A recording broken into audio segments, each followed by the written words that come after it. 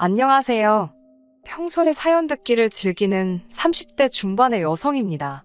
결혼은 했지만 아이는 아직이에요. 사실 남편과 아이를 가지려고 노력도 했었는데 어찌된 일인지 잘 안 되었네요. 차라리 잘 된 건지도 모르겠어요. 아이가 있었다면 남편과 헤어지겠다는 결심을 내리기가 몇 배는 더 어려웠을 테니까요. 남편을 만나기 전 저는 평범한 직장인이었습니다. 대학교에서 마케팅을 전공한 뒤 작은 광고회사에 들어갔어요. 처음에는 열정과 패기를 무기 삼아 아무리 업무가 많고 힘들었어도 버텼습니다. 하지만 늦게까지 이어지는 야근은 물론이고 월급까지 쥐꼬리만큼 오르니 몸과 마음이 점차 축나는 게 느껴지더라고요. 솔직히 돈 벌려고 일하지 봉사활동을 하려고 하는 건 아니잖아요. 물론 억울하고 힘든 날들이 이어진다고 해서 무턱대고 이 일을 관둘 수도 없는 노릇이었지요. 또 이 업계가 이직이 쉬운 것도 아니거든요. 다들 아름아름 알다 보니까 소문도 빨리 돌고요. 사정이 그렇다 보니 이래저래 결정을 내리기가 쉽지 않았습니다. 그런데 그 무렵 저희 어머니께서 저에게 감자탕집을 해보지 않겠냐고 물어보시더라고요. 솔직히 그때 제 나이 20대 후반이었습니다. 지금은 직업의 나이가 어디 있고 귀천이 어디 있냐 싶지만 그때는 그래도 지금보다는 어렵기에 왠지 감자탕집 창업이 그렇게 내키지는 않더라고요. 하지만 어머니께선 왜 감자탕집인지 이유를 말씀해 주시는 동시에 망해도 젊었을 때 망해봐야 다시 일어설 수 있지 않겠냐며 저를 설득하셨습니다. 그렇게 직장생활 5년 만에 사표를 냈어요. 그리고 집에서 멀지 않은 곳에 감자탕집을 열었네요. 처음에 한 반년 동안은 어지간히 고생을 했습니다. 얼마나 팔릴지 예상하고 준비하는 것부터가 일이더라고요. 한동안 정말이지 마이너스이거나 본전치기인 장사만 했지요. 사실 제가 회사를 박차고 나와 장사를 한다는 건 이미 제 주변에 알만한 사람들은 다 알고 있었습니다. 그렇다 보니 쉽게 포기할 수가 없었습니다. 속된 말로 여기서 관두면 그럴 줄 알았어. 그런 소리나 들을 게 뻔했고 쪽팔리잖아요. 그래서 망할 때 망하더라도 되는 데까진 버텨보자라는 심정으로 자의반 타의반 이를 악물고 열심히 했어요. 그러니까 정말로 되더라고요.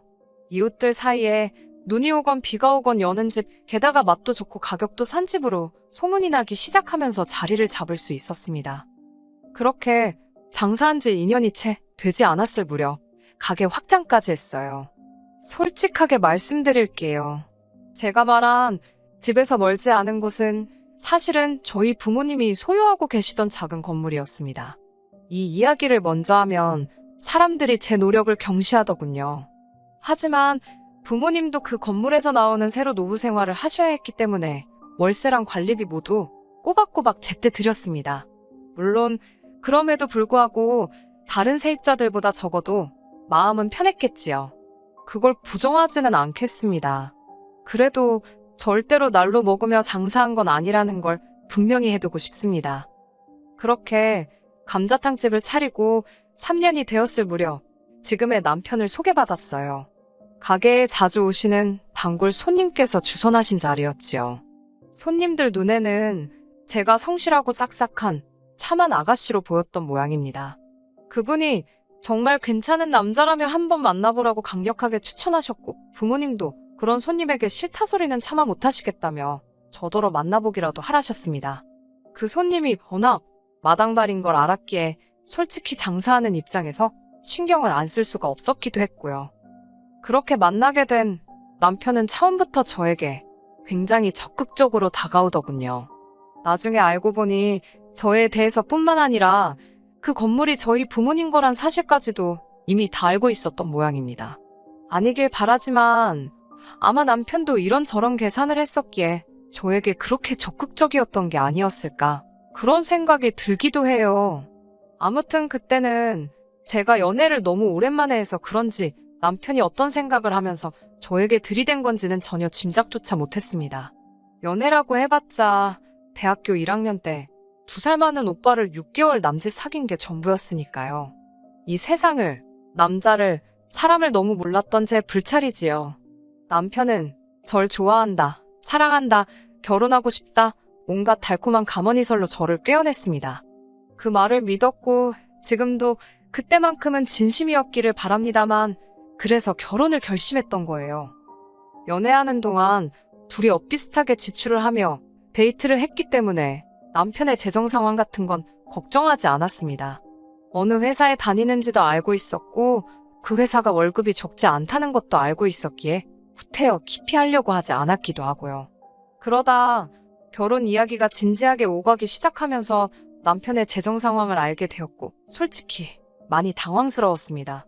저희 부모님과는 달리 시부모님께서 노후 준비가 되어 있지 않으셨거든요. 살고 계시는 집은 전세였는데 그나마도 다음 계약 때는 전세 보증금을 올려줘야 한다며 몹시 걱정을 하고 계신 상황이었지요. 남편은 그 집에서 시부모님, 그리고 아직 대학을 졸업하지 않은 신우와 다 같이 살고 있었고요. 그나마 다행인 건 당시 아버님께서 건물 관리 일을 하시며 한 달에 200 정도를 벌고 계셨다는 겁니다. 하지만 여전히 남편이 한 달에 50에서 70 정도의 생활비를 보태드리고 있었고 결혼 이후에도 계속해서 보태드려야 하는 건 불보듯 뻔한 상황이었어요. 그 밖에 남편이 모아둔 돈이 6천 정도 있었지만 그것도 뭐 시댁 전세 보증금이라든가 신우등록금이라든가 한마디로 어디에 어떻게 쓰이게 될지 아무도 보장할 수 없는 상황이었습니다.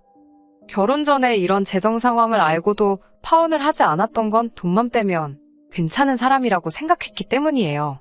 연애하는 동안 저에게 큰 소리 한 번 낸 적 없고 마음 상하게 하는 일이 없었습니다. 저희 부모님께도 깍듯하고 동시에 살가웠으니까 단지 돈이 좀 없다는 이유로 헤어짐을 생각한다는 건 상상할 수 없는 일이었지요. 하지만 제가 알고 있는 모습들은 남편의 전부가 아니었습니다. 오히려 제가 보지 못한 많은 면들이 있었더군요. 결혼 생활을 시작하고 나서야 하나둘씩 눈치를 채게 되었고요. 결혼식을 올리고도 처음 한 달 동안은 둘이 같이 살 집을 구하지 못해서 떨어져 지내야만 했습니다. 솔직히 남편이 이거저거 빼고 겨우 3천만 원을 들고 왔으니 제가 7천을 들고 왔음에도 이래저래 여의치 않은 상황이었으니까요. 당시 저는 감자탕집에서 멀지 않은 곳에 위치한 아파트에서 친정부모님과 같이 살고 있었습니다.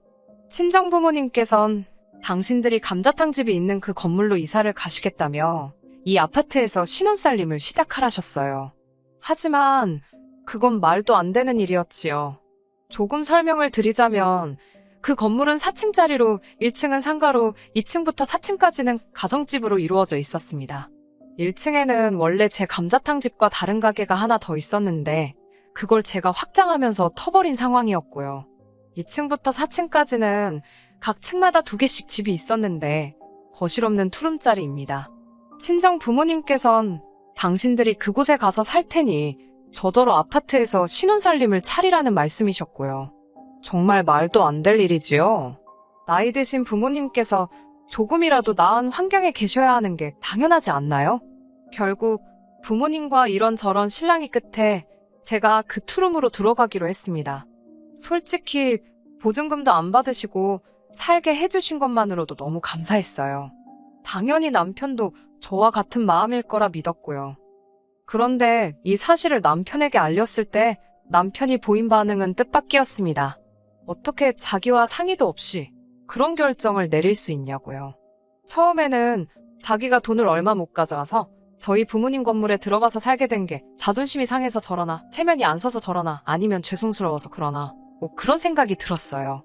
하지만 그게 아니라 저희 부모님이 양보를 해주신다 하셨으면 감사히 받는 게 예의 아니냐입니다. 그리고 덧붙이는 말은 더 어이가 없었어요. 어차피 저희 부모님께서 어디 살든 크게 상관이 없으신 모양이라며 그러면 자기 가족은 4명이고 저희 가족은 3명이니까 양쪽 집이 바꿔 살아도 되지 않았겠냐입니다. 솔직히 전 그 말을 듣는 순간 남편 머리가 돌아버린 줄 알았어요. 제가 제정신이냐고 진심으로 하는 소리냐고 정말 경멸하는 듯한 눈빛으로 남편을 바라봤던 것 같습니다. 그러자 남편도 아차 싶었는지 그냥 해본 소리라는데 사람이 하는 말 중에 그냥 해본 소리가 어디 있겠어요? 다 마음에 있는데 자기도 모르게 터져나오는 거지. 그래도 그때는 결혼한 지 2달도 안 되었을 때고 남편도 바로 납작 엎드렸기에 그냥 넘어갔습니다. 남편은 회사 생활의 환멸을 느낀다고 했습니다. 아무리 죽어라 일을 하면 뭐하냐고 알아주는 사람이 하나도 없다면서요. 저도 회사 생활을 해봤으니 남편이 무슨 말을 하는 건지 100번이고 1000번이고 이해를 했습니다만 그렇다고 제가 뭐라고 하겠어요. 회사 생활이란 게 원래 다 치사하고 더러운 거다. 좀만 참아라. 그러면서도 남편은 접대 회식은 꼬박꼬박 잘도 가더라고요. 한다는 말이 이렇게라도 가야 눈도장 찍고 승진해서 저 호강시켜줄 거 아니냐입니다. 접대 회식이라는 게 아시잖아요. 툭하면 싸구려 향수 냄새에 쩔어오질 않나. 술이 떡이 돼서 들어오질 않나. 하지만 결혼 생활 내내 남편은 승진은커녕 연봉 협상도 똑바로 못하던걸요. 그래도 제일 스트레스 받는 건 본인 아니겠어요? 한 번도 받아오는 월급에 대해서 남편이 하는 회사 생활에 대해서 이렇다 저렇다 불만을 표현해 본 적이 없습니다. 그런 남편이 지난해부터 회사를 때려쳐야겠다는 소리를 입에 달고 살더라고요. 아내 입장에서 남편이 자꾸 회사 때려친다는 소리를 하니 불안하잖아요. 그래서 제가 회사 관두고 뭐 하고 싶은 거냐고 물어봤습니다. 그러자 제가 하는 감자탕집을 같이 운영하면 어떻겠냐는 거예요. 곤란한 이야기였지요. 이미 오랫동안 같이 손발을 맞춰온 이모님이 계시기도 했고 사실 남편이 할 만한 일은 딱히 없거든요. 저는 그건 어려울 것 같다고 했습니다. 그러자 남편은 너는 네가 사장이니까 네가 원할 때마다 쉬고 출퇴근 시간도 조절할 수 있고 그런데 자기는 왜 이렇게 살아야 하냐입니다. 아침 9시면 기계처럼 출근해서 밤늦게까지 술 먹고 하는 게 누군 좋아서 하는 거냐고요. 그 말을 들으니 억울한 거예요. 막말로 회사로 출근하는 거야. 출근만 하면 되잖아요. 어찌됐건 8시간, 9시간 채우면 월급은 주니까요. 장사는 해보니까 그게 그렇지가 않더라고요.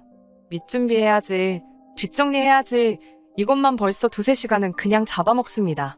하긴 제가 지금 뭐 장사가 어렵다고 하소연하려고 사연을 쓰고 있는 건 아니니까요.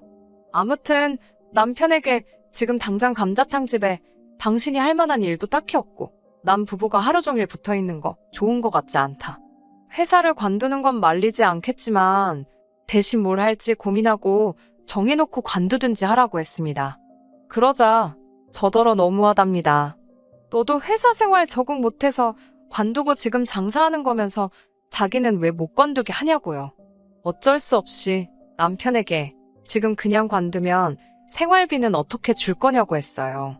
솔직히 돈 이야기는 안 하려고 했거든요. 남편 자존심도 그렇고.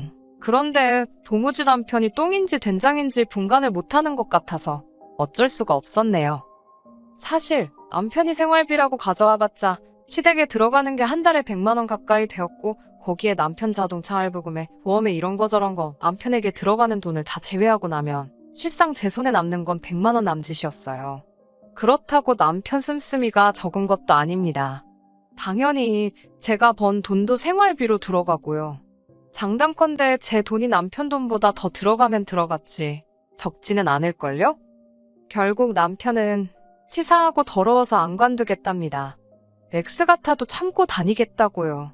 그리고는 한 달 가까이 정말 툴툴거리며 입을 대빨 내밀고 다니더군요.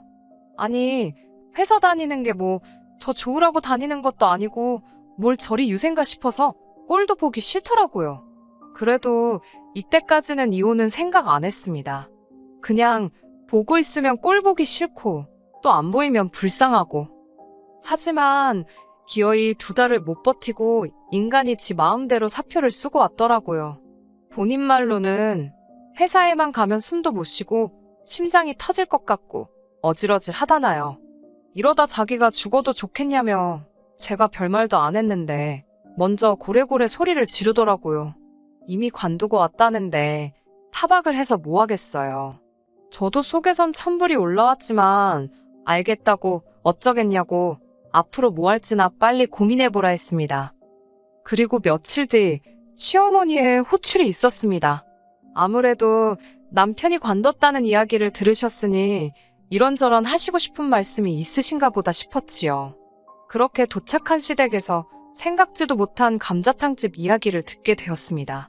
어머님께선 저에게 언제까지 네 남편 남의 밑에서 일하게 할 거냐며. 이참에 이모님도 그렇고 서빙해 주시는 분들도 다 내보내고 당신이랑 신우 그리고 남편까지 다 같이 해보자 하셨어요. 제 감자탕집을 가족 비즈니스로 키우자는 거예요. 황당하고 어이가 없었지요. 어머님이나 신우가 뭘 하실 수 있냐니까 카운터 보고 서빙 정도는 할 수 있을 거랍니다. 남편더러 당신은 뭘 할 거냐니까 자기가 회계를 맡겠대요. 장부 정리 같은 걸 한다나요. 그러면 주방은 누가 하냐니까 저더러 하랍니다. 음식점은 원래 주인이 바뀌면 맛이 바뀌어서 안 된다며 주방은 제가 지키는 게 맞는 거라나요. 제가 헛소리 좀 하지 말라고 그렇게 감자탕집 일이 하고 싶으면 내일부터 파 다듬고 마늘 다듬고 기본적인 것부터 배우라 했습니다. 어머님도 나오셔서 이모님께 김치 담고 깍두기 담고 하는 거 배우시라고 했어요. 신우도 마찬가지고요. 세 사람 다 설거지부터 서빙까지 1년 동안 해보고 그래도 할 수 있겠다 싶으면 그때 이야기해보자고 했네요. 그러자 어머님께선 지난번에 보니까 니네 엄마는 카운터 보고 있더만 당신은 주방 아줌마 취급하는 거냐며 저더러 그러는 거 아니랍니다. 제가 병원을 가야 하거나 일이 있을 땐 친정 어머니가 가게를 봐주신 일이 종종 있어요. 기껏해야 한두 시간이니 당연히 카운터를 봐주시지. 어머니가 주방에 들어가실 일이 뭐가 있겠어요? 남편까지 저더러 진짜 치사빤스라나요? 그러면서 자기는 그렇게 밑바닥부터 못한답니다. 어차피 자기 가게 될 건데 왜 자기가 그런 고생을 해야 하냐입니다. 어이가 없어서 이게 왜 당신 가게가 되냐니까 말이 헛나왔다면서 자기 말은 제 가게가 자기 가게다. 부부 사이에 니 꺼내 거가 어딨냐고 그러는 거예요. 그러더니 진짜 이렇게 자꾸 선 그으면 저랑 못 산답니다. 곤란하다나요? 아무리 홧김이라도 그렇지 어디 어머님하고 신우다 있는 자리에서 이혼 이야기를 꺼내나 싶더라고요.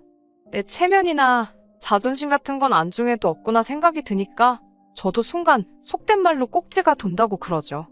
딱 그런 심정이었습니다. 당신 말 잘했다고 나도 당신 성질 부리고 변덕 부리는 거 더는 못 받아주겠다고 갈라서자고 했습니다. 솔직히 지난번처럼 또 납작 엎드리기라도 했으면 저도 적당히 하고 넘어갔을지도 모릅니다. 그런데 지도 꼴에 지네 가족 앞이라고 기가 살았더군요. 똥개도 지 집에선 먹고 들어간다더니 저더러 후회 안 하냐입니다. 후회는 개뿔. 막상 이혼 이야기를 내뱉고 나니까 10년 묵은 채증이 내려가는 듯 후련하던걸요. 이튿날 날이 밝기가 무섭게 이혼 전문 변호사를 소개받았습니다. 변호사 말이 소송으로 가든 협의로 가든 저에게 불리할 건 없다더군요.